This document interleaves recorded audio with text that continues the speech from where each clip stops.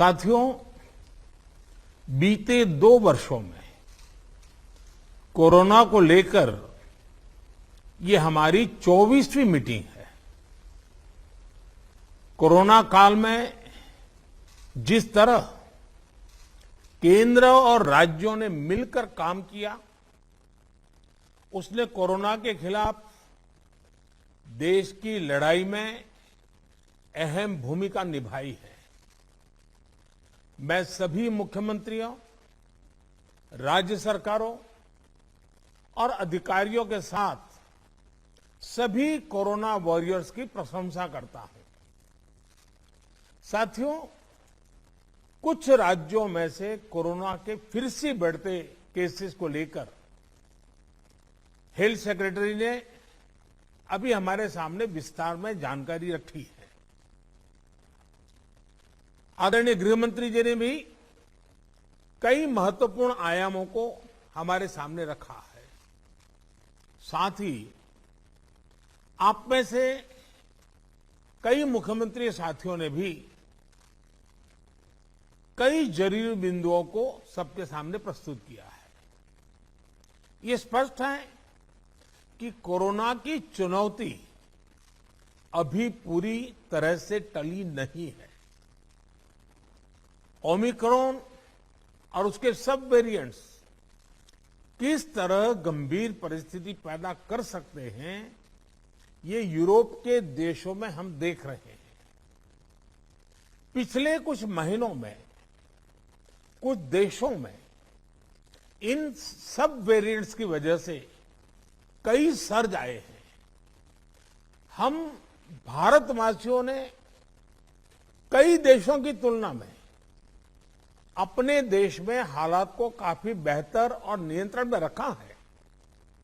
इन सब के बावजूद पिछले 2 हफ्तों से जिस तरह से कुछ राज्यों में केसेस बढ़ रहे हैं, उससे हमें अलर्ट रहने की जरूरत है। हमारे पास कुछ महीने पहले जो लहर आई, उस लहर ने हमने उसमें से बहुत कुछ सीखा भी है। सभी देशवासी ओमिक्रॉन लहर से सफलतापूर्वक निपटे, बिना पैनिक किए देशवासियों ने मुकाबला भी किया। साथियों, 2 साल के भीतर देश ने हेल्थ इंफ्रास्ट्रक्चर से लेकर ऑक्सीजन सप्लाई तक कोरोना से जुड़े हर पक्ष में जो भी आवश्यक है वहां मजबूती देने का काम किया है। तीसरी लहर में किसी भी राज्य से स्थितियां अनियंत्रित होने की खबर नहीं आई। इसको हमारे कोविड वैक्सीनेशन अभियान से भी काफी मदद मिली। देश के हर राज्य में, हर जिले में, हर क्षेत्र में, चाहे वहां की भौगोलिक परिस्थितियां कैसी भी रही हो, वैक्सीन जन जन तक पहुंची है। प्रत्येक भारतीय के लिए ये गौरव की बात है कि आज भारत की 96% वयस्क आबादी को कोरोना वैक्सीन की पहली डोज लग चुकी है। 15 साल के ऊपर उम्र के करीब 85% नागरिकों को दूसरी डोज भी लग चुकी है। साथियों, आप भी समझते हैं और दुनिया के ज्यादातर एक्सपर्ट्स का निष्कर्ष यही है कि कोरोना से बचाव के लिए वैक्सीन सबसे बड़ा कवच है। हमारे देश में लंबे समय बाद स्कूल्स खुले हैं, क्लासेस शुरू हुई है। ऐसे में कोरोना केसेस के बढ़ने से कहीं ना कहीं पेरेंट्स के लिए चिंता बढ़ रही है। कुछ स्कूल्स में बच्चों के संक्रमित होने के मामले में भी कुछ न कुछ खबरें आ रही है। लेकिन संतोष का विषय है कि ज्यादा से ज्यादा बच्चों को भी वैक्सीन का कवच मिल रहा है। मार्च में हमने 12 से 14 साल के बच्चों के लिए वैक्सीनेशन शुरू कर दिया था। अभी कल ही 6 से 12 साल के बच्चों के लिए भी कोवैक्सीन टीका की परमिशन मिल गई है। सभी एलिजिबल बच्चों का जल्द से जल्द टीकाकरण यह हमारी प्राथमिकता है। इसके लिए पहले की तरह स्कूलों में विशेष अभियान भी चलाने की जरूरत होगी। टीचर्स और माता पिता इसे लेकर जागरूक रहें, हमें ये भी सुनिश्चित करना होगा। वैक्सीन सुरक्षा कवच की मजबूती के लिए देश में सभी वयस्कों के लिए प्रिकॉशन डोज भी उपलब्ध हैं। टीचर्स, पेरेंट्स और बाकी एलिजिबल लोग भी प्रिकॉशन डोज ले सकते हैं। इस तरह भी हमें उन्हें जागरूक करते रहना होगा। साथियों, तीसरी लहर के दौरान हमने हर दिन 3 लाख से ज्यादा केसेस देखे हैं। हमारे सभी राज्यों ने इन केसेस को हैंडल भी किया और बाकी सामाजिक आर्थिक गतिविधियों को भी गति दी।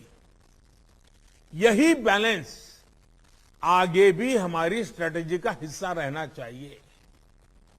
हमारे साइंटिस्ट और एक्सपर्ट्स नेशनल और ग्लोबल सिचुएशन को लगातार मॉनिटर कर रहे हैं। उनके सुझावों पर हमें प्रिएम्प्टिव, प्रोएक्टिव और कलेक्टिव अप्रोच के साथ काम करना होगा। इन्फेक्शंस को शुरुआत में ही रोकना हमारी प्राथमिकता पहले भी थी और अब भी यही रहनी चाहिए। आप सबने भी जिस बात का उल्लेख किया, टेस्ट, ट्रैक और ट्रीट की हमारी स्ट्रेटेजी को भी हमें उतने ही प्रभावी तौर पर लागू करना है। आज कोरोना की जो स्थिति है उसमें ये जरूरी है कि अस्पतालों में भर्ती मरीजों में जो हमारे गंभीर इन्फ्लुएंजा के केसेस हैं उनका 100% आरटी-पीसीआर टेस्ट हो। इसमें जो भी पॉजिटिव आते हैं उनका सैंपल जीनोम सीक्वेंसिंग के लिए जरूर भेजें। इससे हम वेरिएंट की समय समय पर पहचान कर पाएंगे। साथियों, हमें सार्वजनिक स्थानों पर कोविड एप्रोप्रिएट बिहेवियर को प्रमोट करना है।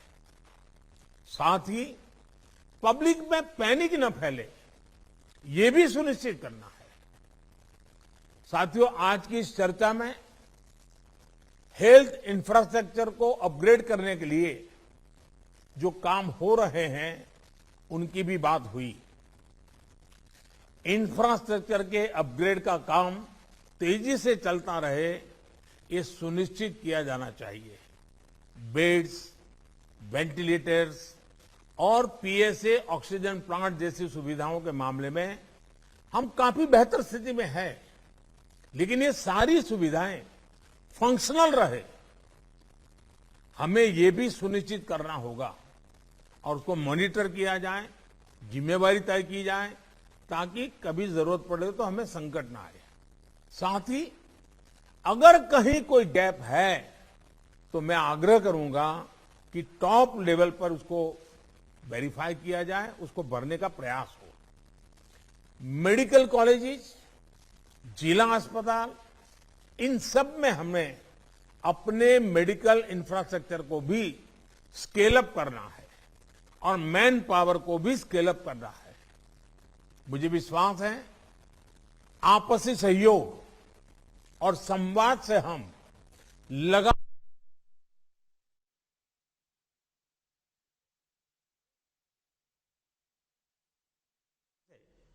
कोरोना के खिलाफ लड़ाई लड़ते भी रहेंगे और रास्ते भी निकालते रहेंगे। साथियों, कोऑपरेटिव फेडरलिज्म की जिस भावना को संविधान में व्यक्त किया गया है उस पर चलते हुए भारत ने कोरोना के खिलाफ मजबूती से ये लंबी लड़ाई लड़ी है। वैश्विक परिस्थितियों की वजह से, बाहरी कारकों की वजह से देश की आंतरिक परिस्थितियों पर जो प्रभाव होता है, केंद्र और राज्यों ने मिलकर उसका मुकाबला किया भी है और आगे भी करना ही होगा।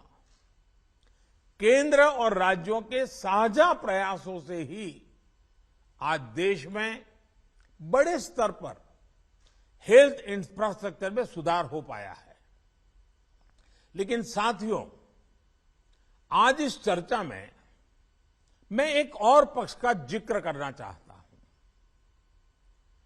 आज की वैश्विक परिस्थितियों में भारत की अर्थव्यवस्था की मजबूती के लिए आर्थिक निर्णयों में केंद्र और राज्य सरकारों का तालमेल, उनके बीच सामंजस्य पहले से अधिक आवश्यक है।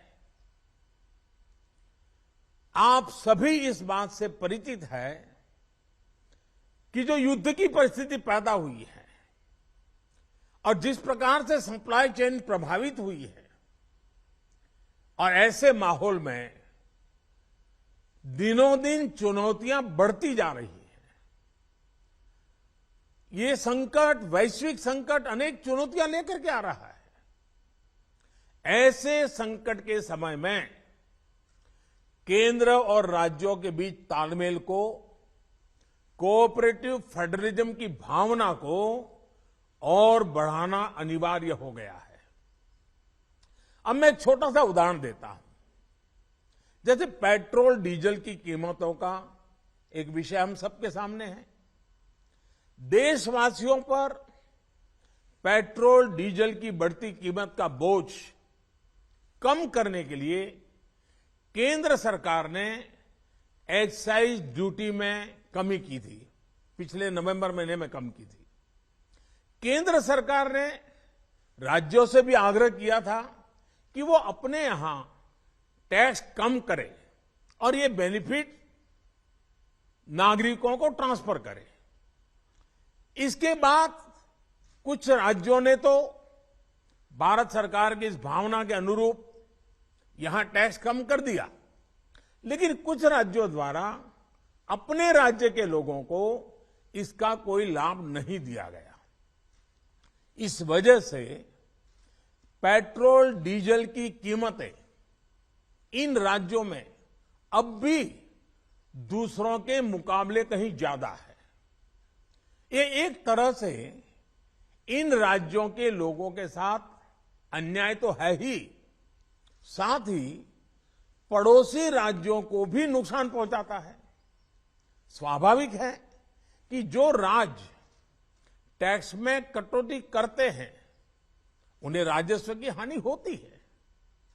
जैसे अगर कर्नाटका ने टैक्स में कटौती नहीं की होती तो उसे इन 6 महीनों में 5,000 करोड़ रुपए से ज्यादा का राजस्व मिलता। गुजरात ने भी टैक्स कम नहीं किया होता तो उसे भी 3,500-4 हजार करोड़ रुपए से ज्यादा का राजस्व और मिलता। लेकिन ऐसे कुछ राज्यों ने अपने नागरिकों की भलाई के लिए, अपने नागरिकों को तकलीफ न हो इसलिए अपने वेट में, टैक्स में कमी की, पॉजिटिव कदम उठाए। वहीं गुजरात और कर्नाटक के पड़ोसी राज्यों ने टैक्स में कमी न करके इन 6 महीनों में 3,500 करोड़ रुपए से लेकर के 5-5.5 हजार करोड़ रुपए तक अतिरिक्त राजस्व कमा लिया। जैसा हम जानते हैं कि पिछले साल नवंबर महीने में वैट कम करने की बात की थी, सबको मैंने प्रार्थना की थी, लेकिन कई राज्य, मैं यहां किसी की आलोचना नहीं कर रहा हूं, मैं सिर्फ आपसे प्रार्थना कर रहा हूं, आपके राज्य के नागरिकों की भलाई के लिए प्रार्थना कर रहा हूं। अब जैसे उस समय 6 महीने पहले कुछ राज्यों ने बात को माना, कुछ राज्यों ने नहीं माना। अब कई राज्य जैसे महाराष्ट्र, पश्चिम बंगाल, तेलंगाना, आंध्र प्रदेश, तमिलनाडु, केरला, झारखंड, किसी न किसी कारण से उन्होंने इस बात को नहीं माना और उनके राज्य को, नागरिकों को बोझ कंटिन्यू रहा। मैं इस बात में नहीं जाऊंगा कि इस दौरान इन राज्यों ने कितना रेवेन्यू कमाया, लेकिन अब आपसे मेरी प्रार्थना है कि देश हित में आप पिछले नवंबर में जो करना था, 6 महीने डिले हो चुका है, अब भी आप अपने राज्य के नागरिकों को वैट कम करके इसका बेनिफिट पहुंचाइए। आप सब जानते हैं कि भारत सरकार के पास जो रेवेन्यू आता है उसका 42% तो राज्यों के ही पास चला जाता है। मेरा सभी राज्यों से आग्रह है कि वैश्विक संकट के इस समय में कोऑपरेटिव फेडरलिज्म की भावना पर चलते हुए एक टीम के रूप में हम सब मिलकर काम करें। अब मैं कई विषय हैं, बारीकी में नहीं जा रहा हूं, जैसे फर्टिलाइजर। आज हम तो फर्टिलाइजर पर दुनिया के देशों पर डिपेंडेंट है। कितना बड़ा संकट आया है, लगातार अनेक गुना सब्सिडी बढ़ रही है। हम किसानों पर बोझ ट्रांसफर नहीं करना चाहते।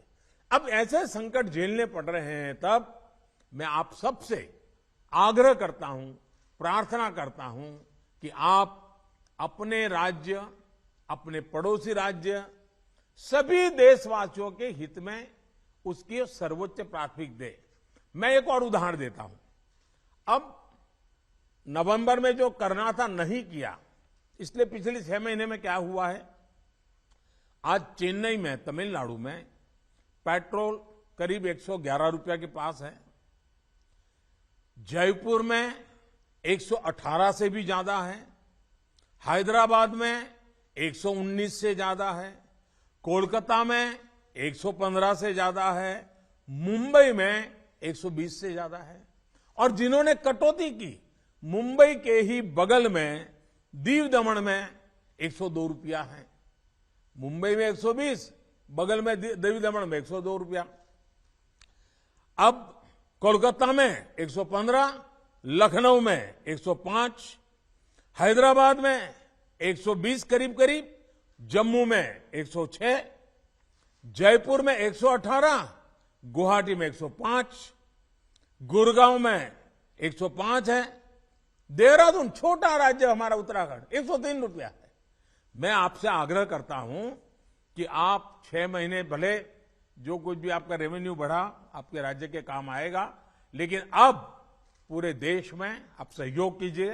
ये मेरी आपको विशेष प्रार्थना है। आज साथियों, एक विषय और जिस पर भी मैं अपनी बात आज कहना चाहता हूं।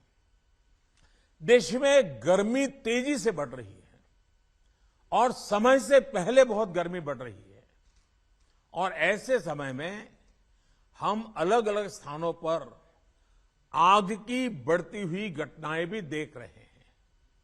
जंगलों में, महत्वपूर्ण इमारतों में, अस्पतालों में आग की कई घटनाएं बीते कुछ दिनों में हुई है। हम सबको याद है वो दिन कितने पीड़ादायक थे जब पिछले साल कई हॉस्पिटलों में आग लगी, और वो बड़ी दर्दनाक स्थिति थी। बहुत मुश्किल समय था वो। अनेक लोगों को इन हादसों में अपनी जान गंवानी पड़ी थी। इसलिए मेरे सभी राज्यों से आग्रह है कि अभी से हम विशेषकर हॉस्पिटलों का सेफ्टी ऑडिट करवाएं, सुरक्षा के इंतजाम पुख्ता करें और प्राथमिकता के आधार पर करें। ऐसी घटनाओं से हम बच सके, ऐसी घटनाएं कम से कम हो, हमारा रिस्पांस टाइम भी कम से कम हो, जान माल की हानि ना हो। इसके लिए भी मैं आपको आग्रह करूंगा कि आप अपनी टीम को विशेष रूप से इस काम पर लगाइए और बिल्कुल मॉनिटरिंग कीजिए, ताकि देश में कहीं हादसा न हो, हमारे निर्दोष नागरिकों को जान न गंवानी पड़े।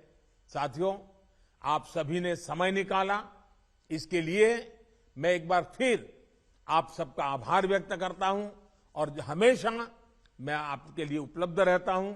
कोई भी जरूरी सुझाव आपके होंगे तो मुझे अच्छा लगेगा। मैं फिर एक बार आप सबका बहुत बहुत धन्यवाद करता हूं।